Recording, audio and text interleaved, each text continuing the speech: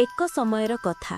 ପଦ୍ମପୁର ଗୋटे ଛୋଟ ଗାଁରେ ବର୍ଷା ନାମର ଗୋଟେ ଝିଅ ରହୁଥିଲା। ସେ ବହୁତ ସାହସୀ, କାହାକୁ ଭୟ କରୁନଥିଲା। କିନ୍ତୁ ଗାଁର ପାଖରେ ଥିବା ବନଟି ବିଷୟରେ ସମସ୍ତେ ଭୟ କରୁଥିଲେ। କୁହାଯାଉଥିଲା ଯେ ସେଠାରେ ରାତି ହେଲେ ଅଜଣା ଶବ୍ଦରେ ହଂସିବାର ଧ୍ୱନି ଓ ନିଆଁର ଇସାରା ଦେଖିବାକୁ ମିଳେ। ଦିନେ ବର୍ଷାଙ୍କ ଛୋଟ ଭଉଣୀ ଜଙ୍ଗଲ ପାଖକୁ ଖେଳିବାକୁ ଗଲା, ହେଲେ ହଠାତ୍ ହଜିଗଲା। ସମସ୍ତେ ଖୋଜିଲେ, ହେଲେ କେଉଁଠି ମିଳିଲା ନାହିଁ। ଗାଁ ଲୋକମାନେ ଭୟରେ କହିଲେ, ସେଇ ଭୂତିଆ ବନ ନେଇଛି।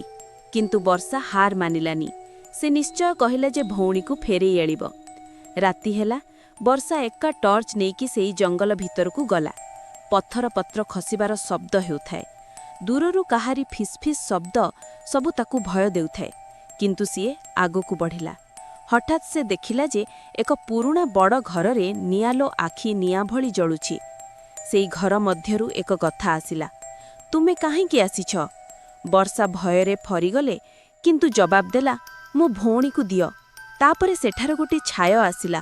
ମନୁଷ୍ୟ ନୁହେଁ, ଏକ କାର୍ଟୁନ ଭଳି ଛାୟା। ମୁହଁଟା ପୂରା କଟି କଟି ଯାଇଛି। ହାତ ଲମ୍ବା ଲମ୍ବା, ଗୋଡ଼ ମାଟିକୁ ଛୁଁ ନଥିଲା। ଛାୟାଟି ହସି ହା ହା କହି କହିଲା, ତୁମେ ଭଉଣୀକୁ ଚାହୁଁଛ? ତାହେଲେ ମୋ ସହ ଚାଲ। ବର୍ଷା ପଛକୁ ଫେରିବାକୁ ଚେଷ୍ଟା କଲା, ହେଲେ ପାଦ ଉଠେଇ ପାରୁନଥିଲା।